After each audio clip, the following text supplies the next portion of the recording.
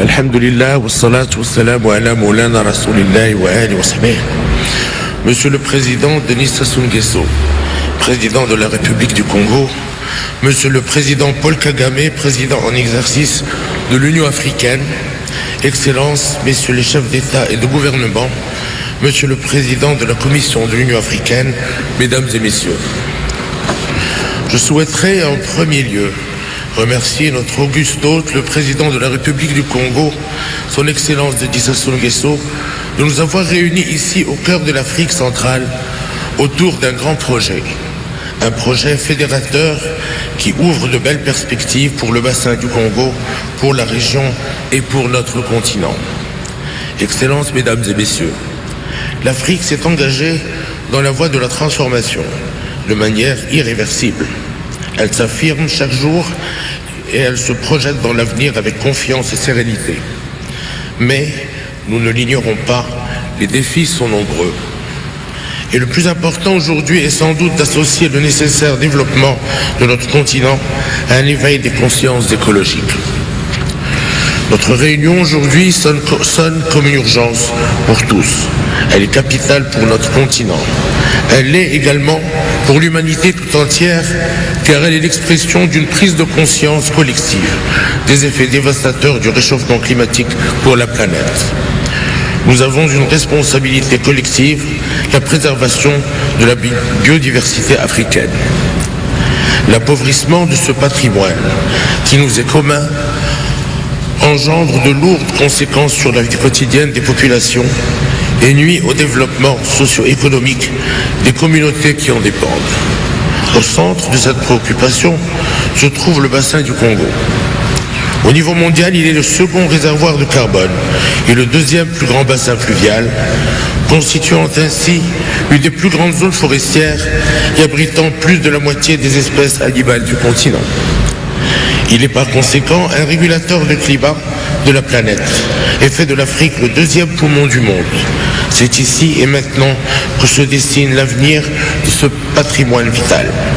Excellences, Mesdames et Messieurs, nous avons accordé une place de choix à l'Afrique lors de la COP22 qui s'est tenue à Marrakech en novembre 2016.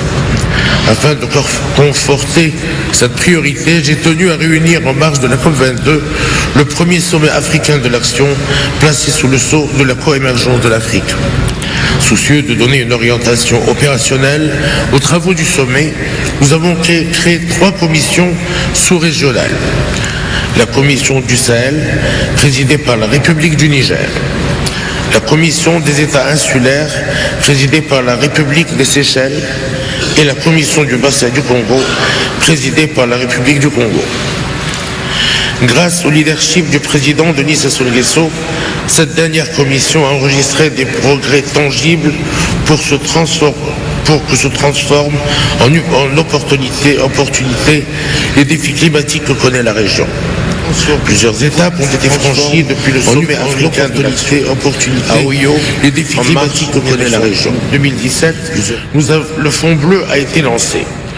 Son opérationnalisation a été conçue à Brazzaville en novembre 2017 et à Rabat en mars 2018. Sa mise en place a été accélérée lors d'une rencontre sur les termes de référence de l'étude de préfiguration du Fonds bleu. Tout au long de ce processus, le Royaume du Maroc s'est mobilisé et pour assurer la réussite de ce projet ambitieux, il a déployé l'expertise qu'il a acquise en matière de lutte contre les changements climatiques. Nous avons choisi de soutenir ce programme car il est fondé sur un nouveau paradigme qui répond aux besoins présents et futurs. Il s'appuie en effet sur des programmes intégrés, inclusifs et solidaires de la nouvelle économie bleue et verte. Nous avons été confortés dans notre soutien par la dimension humaine placée au cœur du projet. En effet, l'adoption d'une approche inclusive et participative à l'égard des habitants de la région est essentielle. Excellences, Mesdames et Messieurs, mus par un esprit de fraternité et de solidarité africaine, nous sommes ici pour contribuer à créer une dynamique vertueuse. Le véritable enjeu est la sauvegarde et la valorisation d'un patrimoine africain précieux, le fleuve Congo. Nous avons ce devoir envers les 200 millions d'Africains et Africaines qui vivent dans ce bassin et envers notre continent.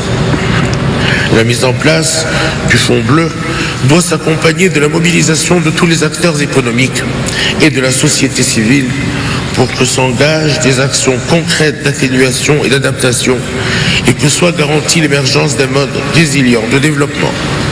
Le financement de ce projet constitue le défi majeur à sa mise en œuvre. Nous devons ainsi innover et créer des mécanismes qui identifieront et mobiliseront les ressources financières. Il nous faut convaincre les bailleurs de fonds bilatéraux et multilatéraux, publics ou privés. Le Fonds bleu entraînera nécessairement une dynamique positive, porteuse de projets capables de soutenir les économies des États membres. Je pense en particulier à l'amélioration des voies de navigation intérieure, à l'aménagement des ports secondaires, au développement de la pêche durable, à la lutte contre la pollution des cours d'eau et au renforcement de l'irrigation dans la perspective de l'amélioration de la productivité agricole. Cette nouvelle économie de l'eau et autour de l'eau sera le moteur du développement.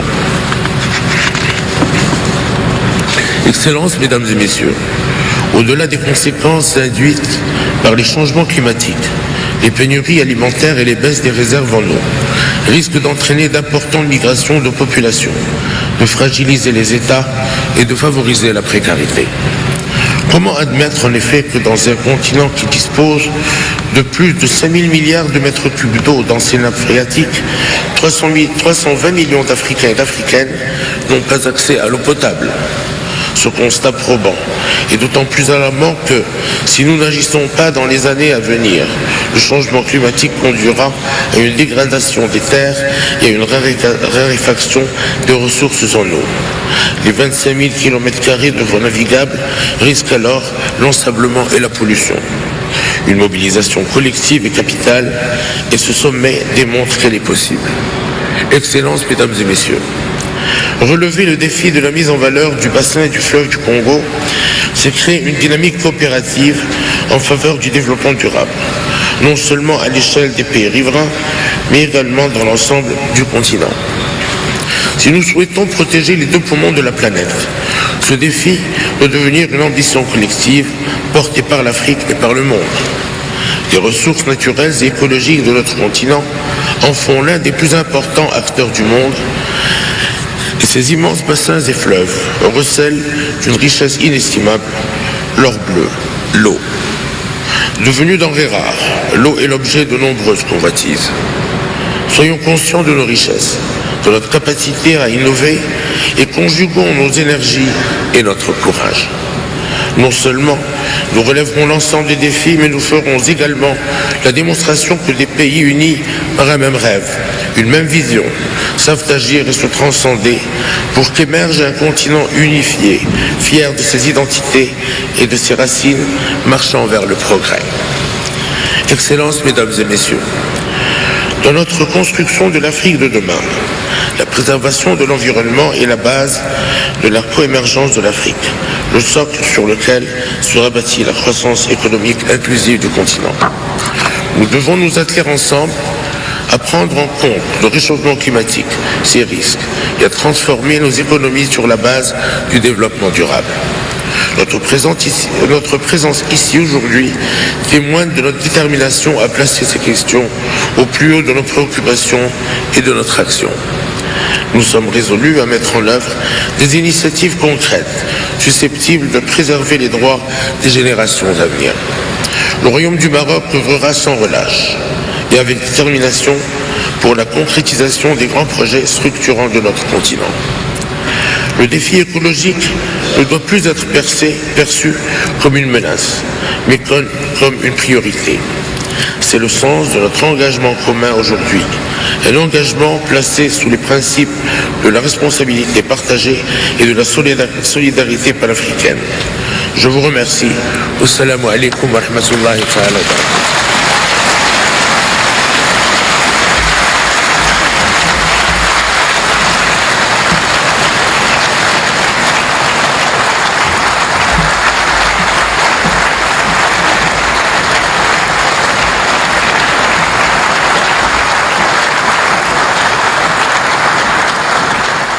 إذا تابعنا وإياكم اللحظة مباشرة من برازافيل الخطاب الملكي الذي يلقاه الملك محمد السادس، وافتتح به هذه القمة الهامة، قمة قادة ورؤساء دول وحكومات لجنة المناخ والصندوق الأزرق لحوض الكونغو